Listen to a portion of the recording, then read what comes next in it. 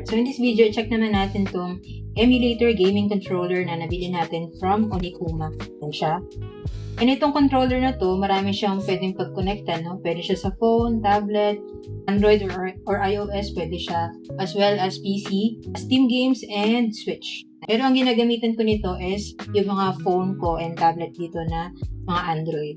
Yung feeling niya, mas heavy duty siya hawakan compared dun sa mga cheaper na emulator gaming controllers na nabibili natin sa market, no? And then, maganda rin sa kanya, meron siyang RGB lights sa kanyang mga joystick.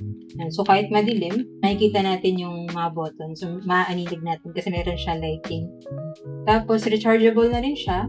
So, hindi siya kailangan laging nakakonect, especially if gagamitin mo siya sa PC, no? Kasi pag PC, pwede siya i-connect via USB cable. Tapos, yung battery life niya, matagal-tagal na rin. According to the brand, umabot siya ng 8 to 10 hours bago siya malubat. Yan. Tapos, marami na rin siyang buttons na available dito, no? Kasi nga, di ba, different devices yung pwede niyang pag-connectan. Tapos, madali lang din naman siya i-connect, no? Meron siya iba-ibang ways to connect here dito sa kanyang manual. Yan. Pwede mo basahin dito, depende sa device na gagamitin mo. And pag Android, din yung issue niya, pag connected na sa ating phone.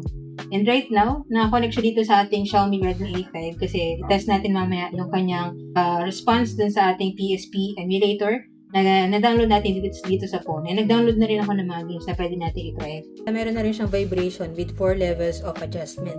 Ayan. Tapos syempre, ito, free na rin to yung cable niya and as well as yung kanyang user manual. And ito naman yung kanyang box. Tapos, meron din tong color black na version. Ang napili kong color is color white.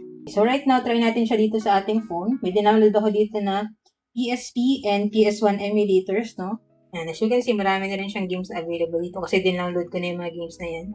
And right now, try natin yung Tekken 6 and sa kanyang arcade version. Round 1. Fight!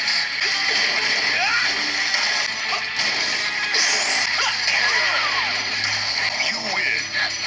Ayan, so kung gusto mo rin na ganitong emulator gaming controller for your tablet, phone, PC, Steam, or Switch, check mo na lang po dyan sa Yellow Basket.